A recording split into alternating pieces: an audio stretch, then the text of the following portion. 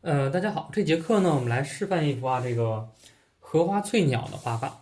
荷花翠鸟的话呢，其实就是说当我们荷花会画了翠鸟也会画了，然后呢，就可以进行一个组合的这样一个变化。实际上变化起来呢，也是多种多样的，对不对？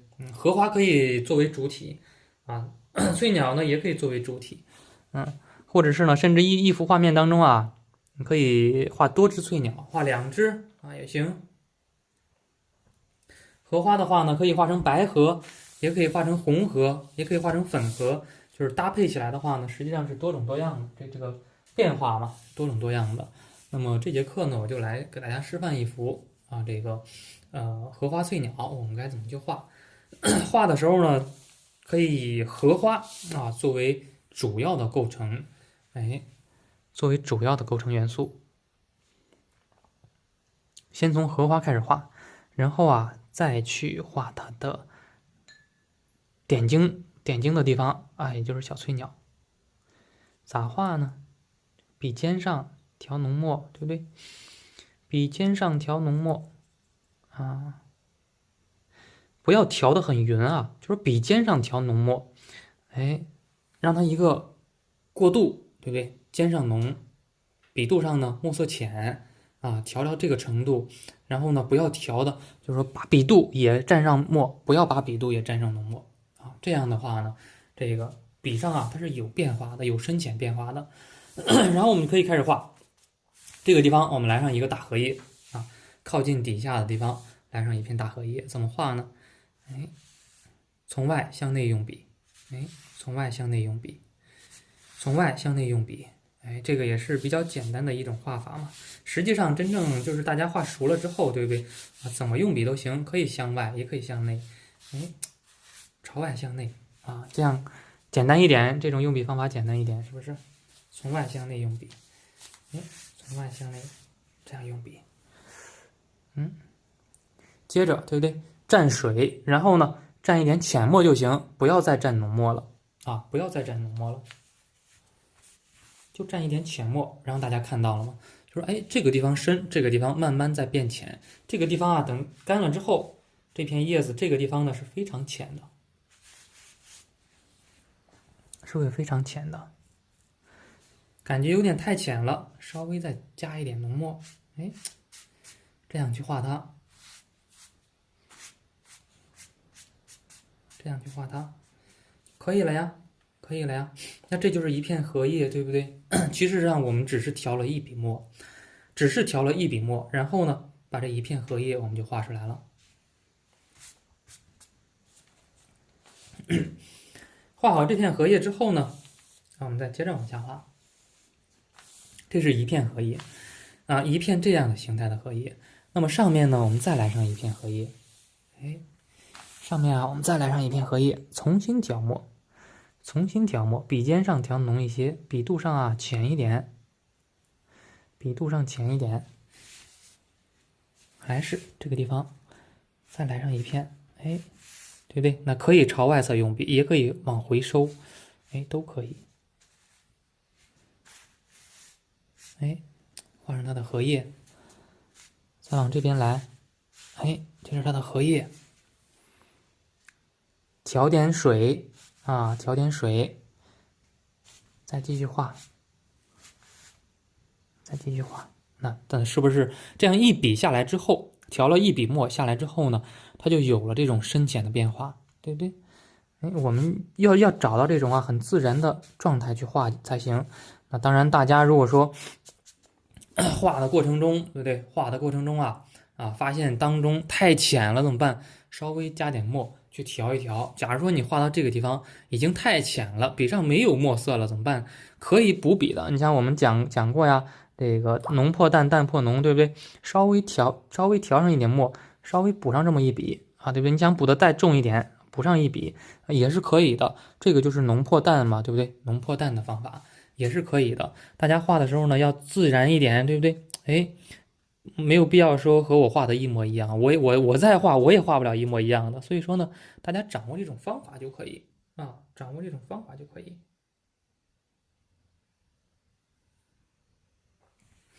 然后的话呢，我们继续往下画，对不对？继续往下画。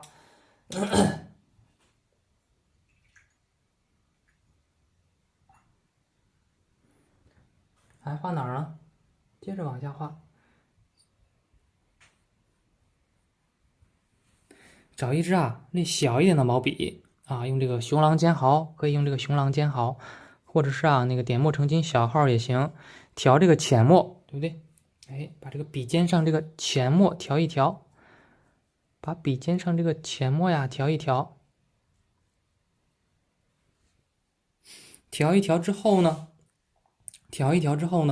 这个地方我们开始画上一朵花儿花儿的话呢，要画的浅一点，叶子重一点，叶子用的墨色重一点，花儿的墨色呢稍微浅一点。哎，花儿怎么画呢？花儿画的时候，这个要有形态，要有变化。中间这个花瓣大一些，中间这个花瓣大一点，哎，旁边这个呢稍微的小一点这边的呢再稍微侧一点，就是说每个花瓣都让它保持不一样的状态。哎，每个花瓣呀都让它保持不一样的状态，每个花瓣都让它保持不一样的状态。哎，对不对？有前面的，有后面的，有大的，有小的，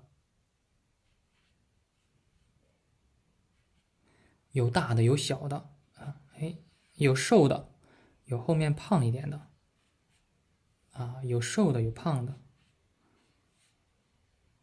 对不对？这样去画它，那这朵花就显得非常自然了呀。包括这个地方，我们还可以呢，加上一个什么呢？加上一个呀，哎，向前面垂着的，向上翻着的这样一个小的花瓣它这个变化就更加多了。这个地方我们可以再画上一个小花苞，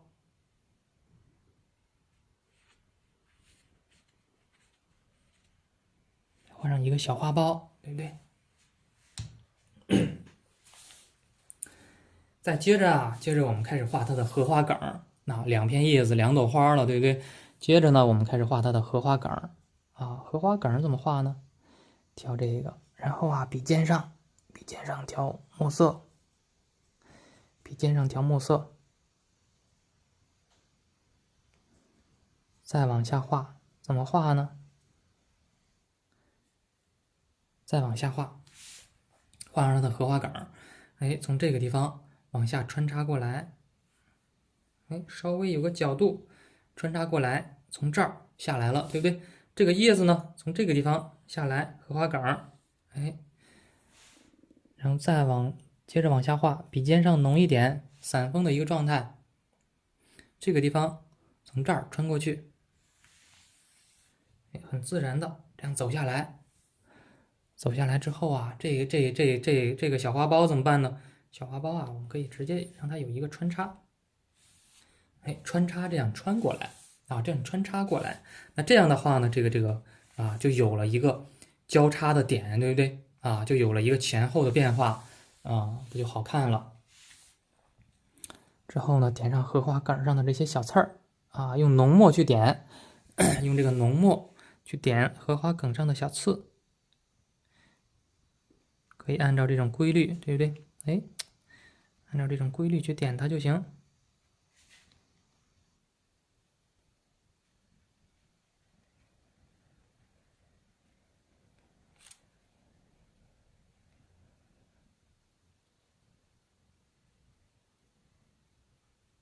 上面的稍密集一些，底下的呢稍微稀疏一点。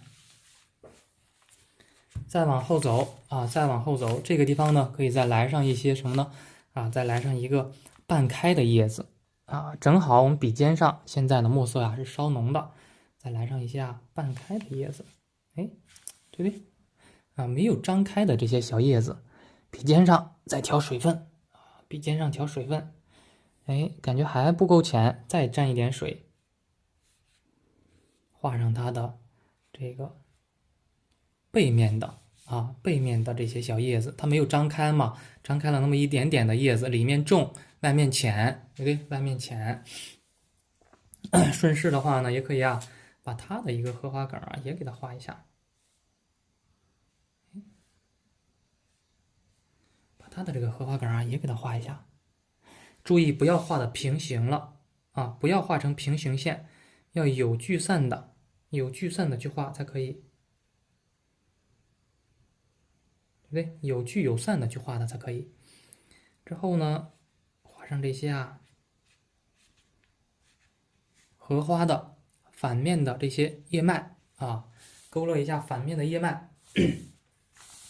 再往后面呢，看这个是重颜色的叶子，这两片都是比较重颜色的叶子。然后呢，我们画面当中是不是缺少一种浅颜色的东西呢？这个时候啊，我们画好了荷花梗，这些都在前面。背景的话呢，远处啊，我们可以再画上一个呀浅色的叶子。哎，调点水分，还是用刚刚那支毛笔调点水，多调一点水，调一个呀比较淡的墨色。哎，非常浅的一个淡墨，笔尖上调这个稍浓一些的墨色，笔肚上啊就是非常淡的这个墨色，然后啊把这个地方我们再加上一片叶子，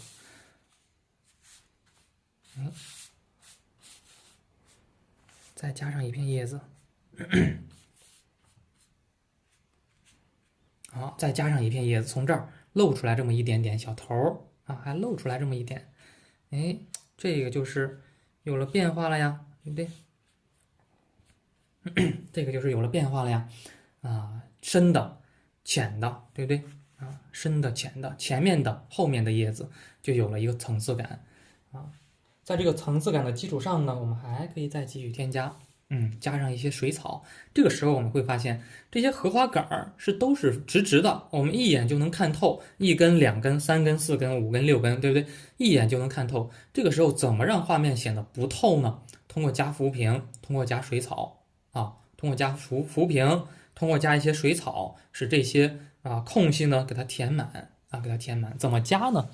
加的时候啊，可以用墨色稍浓一些，墨色呀要稍浓一点，哎，稍浓一些的墨色，然后啊，顺着这个荷花梗去画，顺着荷花梗去画啊，哎，顺着荷花梗去画，先画上这种，按下去提起来，按下去提起来，先按下去提起来，这样去画，按下去提起来，哎，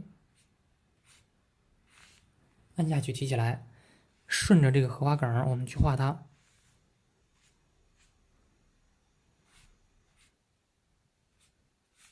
顺着这个荷花梗，哎，我们把它丰富起来，对不对？那现在再看，虽然是一根荷花梗、两根荷花梗，但是大家如果说不仔细去看、不仔细去辨别，实际上呢看不出是两个，感觉给人好多。实际上呢是通过水草进行补充的，实际上啊是水草的效果。哎，这个地方很密，这个地方呢就这么一根水草撇过来，这个有密有疏。疏密关系在这一个小的局部也有体现了。这个地方呢也是，这个地方啊也加一些水草。加的时候呢需要注意，那这边如果说加的话，对不对？这边加水草，这边就不要加了。如果说这边我们加水草，比方说我们这边加上两根水草，那简单的很简单的就这样，哎，两根水草啊，两三根水草就够了，就加这么两三根就够了。这个地方呢不要加了啊，这边密集的。这边稀疏的，这边密集的，这边稀疏的，要有疏有密嘛。如果说都加了水草，各个地方都加了水草，反而就不好看了。有些地方啊，就是不加，就是空着它就行。哎，这样一个画面当中，它这个节奏感呢，就变得更加有趣了，变得更加生动了，对不对？然后还有一些水草呢，可以加一些浅色的，从这个地方从后面穿过去，哎，从后面穿过去的这个水草，那从前面走的水草是重的，从后面穿过去的水草呢稍微浅一点，墨色呀稍微浅一点，那这样，哎，这个整体的一个画面的感觉呢，其实就有了聚的散的多的少的就已经出现了，对不对？那就已经出现了。之后啊，我们再接着继续调整画面。这个时候呢，其实我们可以给这个花儿来上一个颜色了。给这个花儿加上一个颜色，加什么颜色呢？用一个太白色，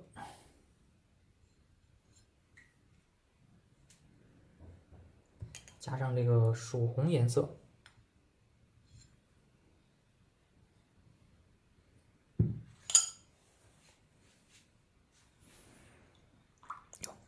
这个毛笔刚才没有涮。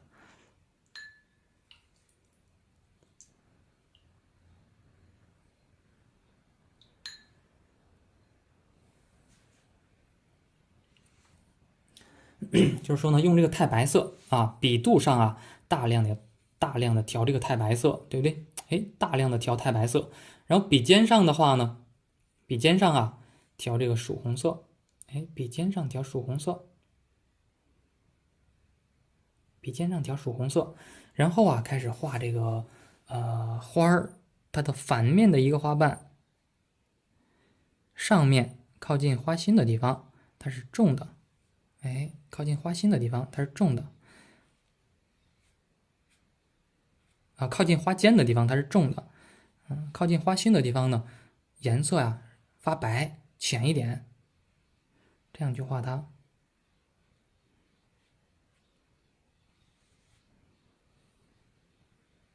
感觉颜色少了怎么办呢？再调一点，再调一点，这样去画它，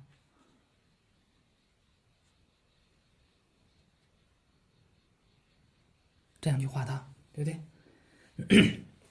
这个时候呢，我们反面的这些其实都已经画完了，我们开始画正面的。正面的怎么画呢？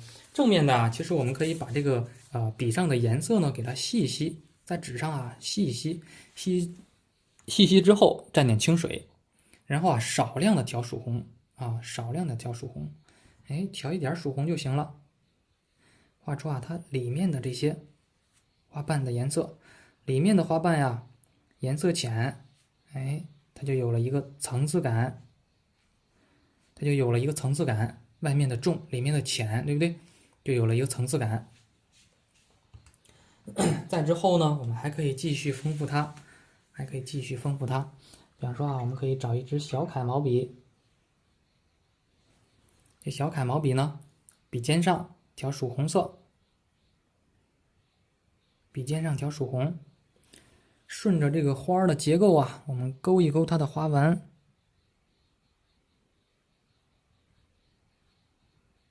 哎，勾勒一下它的花纹。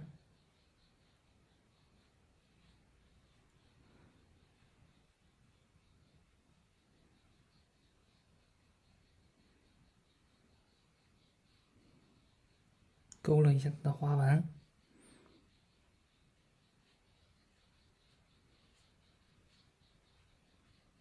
对不对？然后在尖上的地方呢，可以趁着这个有曙红啊，调点墨，哎，曙红加点墨呀，它和胭脂颜色就比较接近，有点雷同。哎，把这个尖上呢也给它丰富一下，稍微提它一下，对不对？稍微提它一下，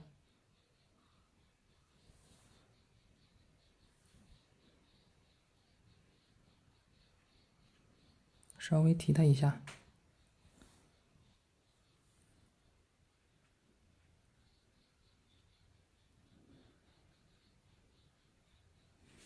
这样去画它啊，这样去画它。然后这些里面的怎么画呢？里面的这个啊，可以调这个曙红啊，加点太白啊。其实里面的花纹的话呢，是可以画，可以不画的。想画的细致一些呢，这个里面啊，我们也可以稍微的加一加，哎，也给它加上这些小花纹。外面的是凹凸出去的，里面的这个呢是凹进去的。画法其实接近啊，画法是一样的。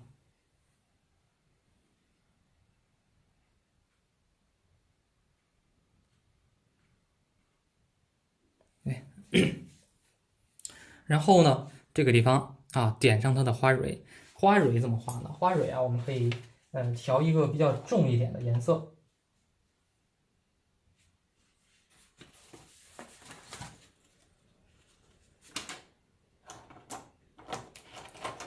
可以用到胭脂颜色啊，可以用到胭脂颜色。那这个呢是胭脂颜色，哎，这个在这个基础上啊，我们调点胭脂，主要以胭脂为主啊，主要以胭脂为主。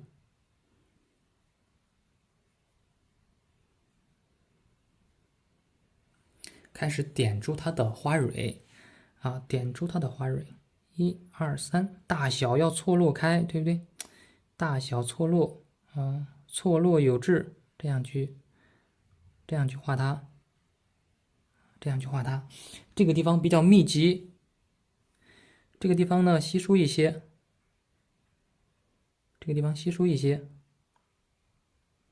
啊，对吧？那这样一朵花就画好了呀，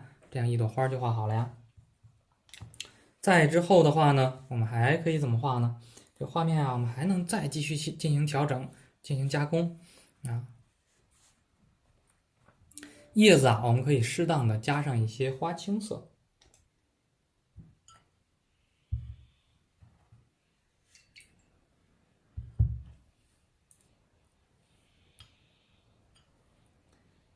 叶子的话呢，我们可以适当的再加上一些花青色，哎，调一个花青。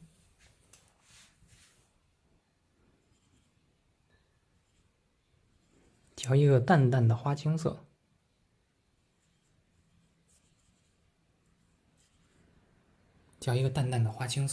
然后把这些地方呢加一加，对不对？这些地方啊加一加，染上一点淡花青，这个荷叶呀，就又多了一个层次感。本来有浓有淡，有浓墨的有淡墨，然后加上颜色之后呢，它是不是就又多了一层变化啊？就又多了一层颜色上的变化。哎，淡淡的来上一层就行啊，千万不要太重，淡淡的来上一层，包括这些地方啊，淡淡的来上一点点就可以了，对不对？淡淡来上一点就可以。哎，就这样的啊，然后包括这些地方小的叶子没有张开的这些地方，也可以加上一些，哎，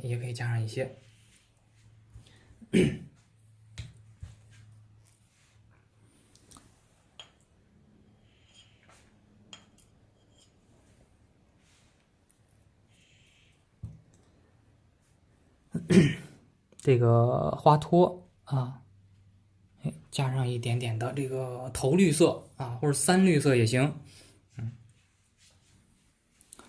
然后再用三绿调点花青。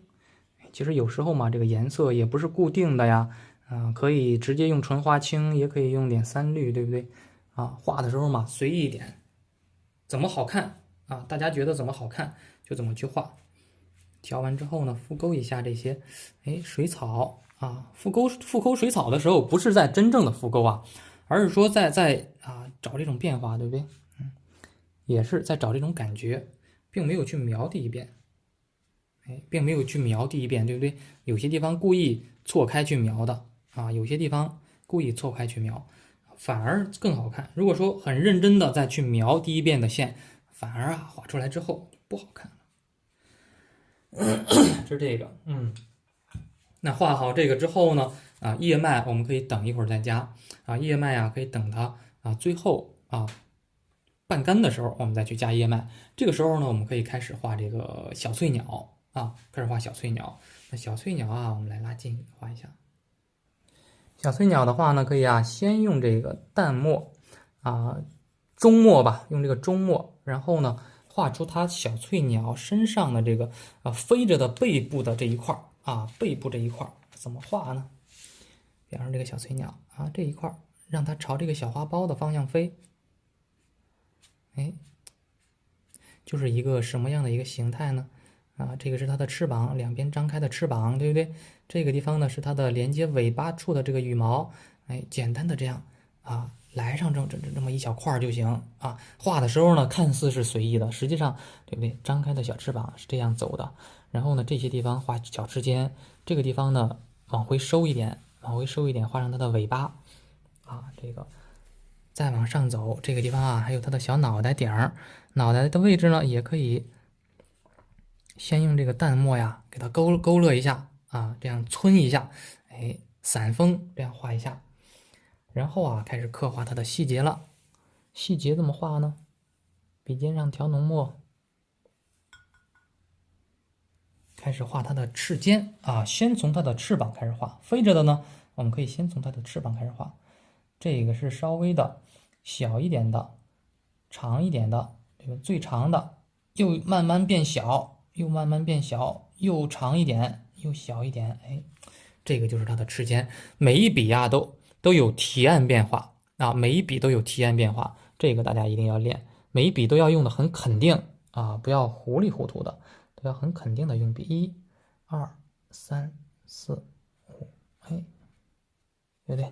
很肯定的用笔，哎，几笔我们就画出来了。这个是它的尾巴啊，尾巴。那整体的这个大的感觉我们就已经画好了，对不对？啊，整体大的感觉已经画好了。这个时候呢，我们开始画它的嘴巴以及眼睛部分。眼睛的话呢是画在头顶的下方，嘴巴我们画在哪儿呢？嘴巴呀，我们通常画在这个位置。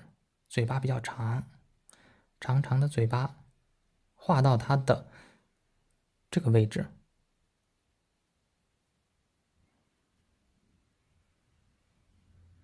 画到它这个位置，眼睛啊，我们可以画在嘴唇的上边，这样画出来之后呢，这个小翠鸟啊是显得特别精神的。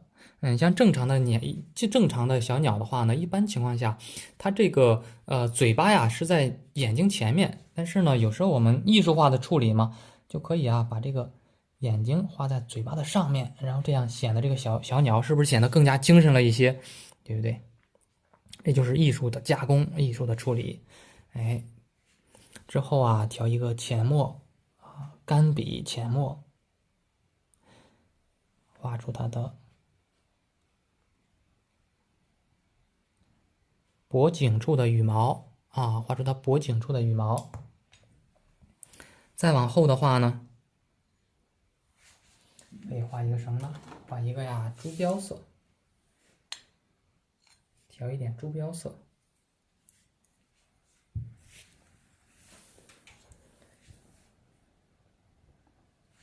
哎，笔尖上调一点朱标色，然后在笔尖上呢调一点曙红色，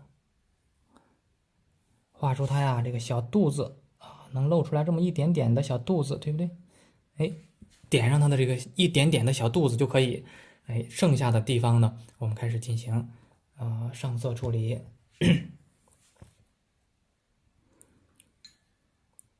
像嘴巴是什么颜色？嘴巴可以画成青色。哎，实际上呢，我们可以画成这个胭脂会更好。调一个胭脂颜色。调颜色的时候呢，是可以稍微的，就是水分适中就行不要太小，不要太大。哎，画上的这个嘴巴，红红的嘴巴。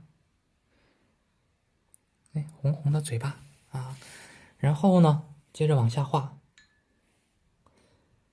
笔尖上调头绿色三绿色也行就是头绿和三绿都可以。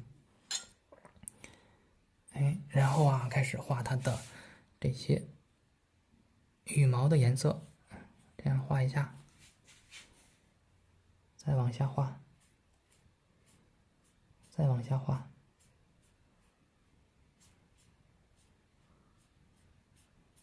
再往下画，对不对？哎，这样就可以了呀。然后接下来呢？接下来怎么办呢？接下来可以调一个赭石色赭石色也是可以的，或者是呢直接朱标加点墨也行比方大家前期不好掌控，那么可以呢用这个赭石色，哎，调点赭石色。淡淡的赭石色一定要浅，把这些羽毛的位置呢给它染一染染的话也是笔笔肯定不要稀里糊涂的，就是每一笔都是很肯定的去画，并且说呢每一笔画的时候都是有一定的提按变化在其中。不是像素描一样描上去的，而是说像写书法呀，像画画，像画中国画一样有提有按才行。这些地方呢也可以稍微的染一染，一带而过。小翅尖，也可以用这个赭石色一带而过，这样去画它。最后呢，调点太白色，把这些背部呢，点上一些小翅膀上的小斑点啊，显得更加好看了。头顶上的小斑点呢，也给它点一点。头顶上的小斑点，然后呢，处理一下眼睛。眼睛的话呀，怎么画呢？我们可以用藤黄色。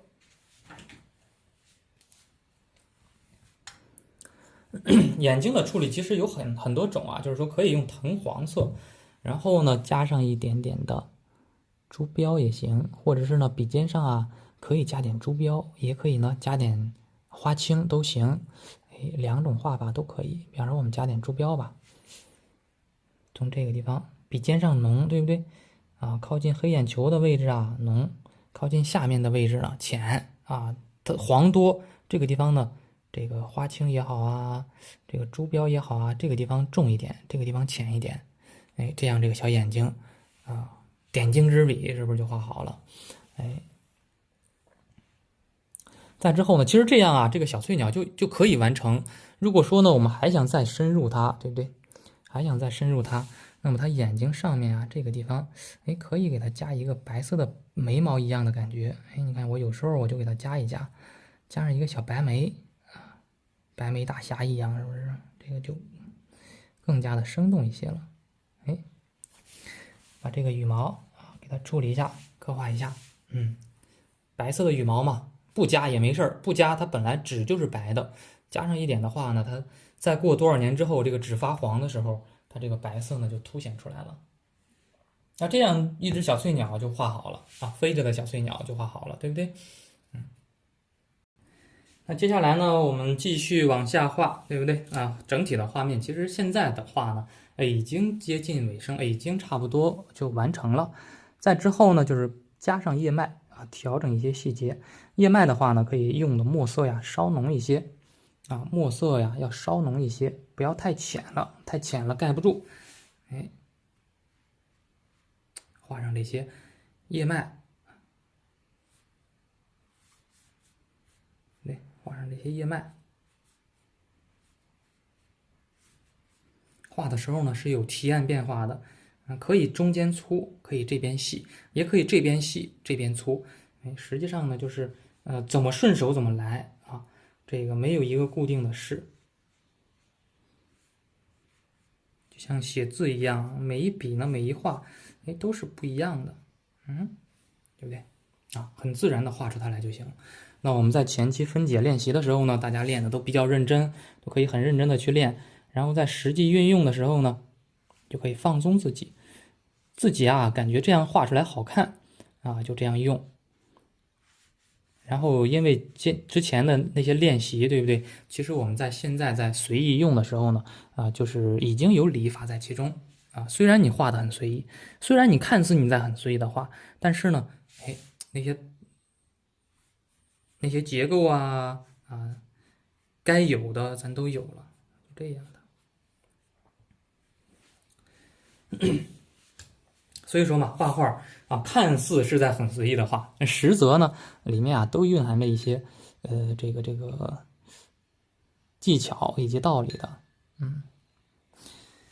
最后啊，就调整画面就行啊，混一混盘子当中这些旧颜料啊，然后呢，再调点淡墨，笔尖上调点淡墨啊，点上2笔小浮萍，对不对？点上2笔小浮萍。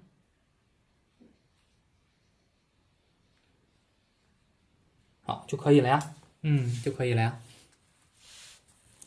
好，这样的话呢，一幅小画就完成了。最后我们提上字，提上字，扣上章就可以了。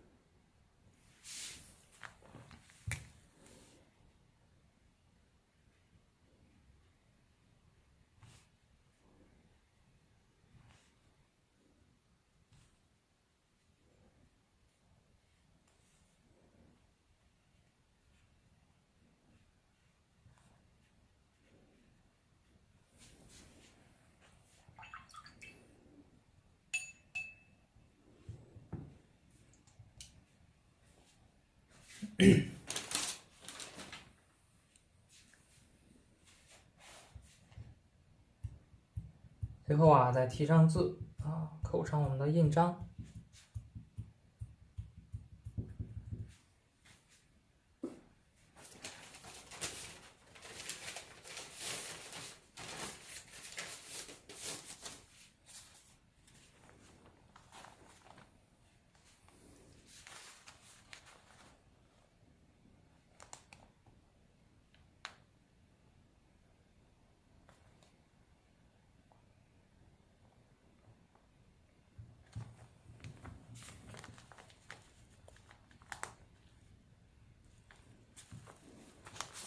啊，这样一幅荷花的作品啊，荷花翠鸟，我们就完成了。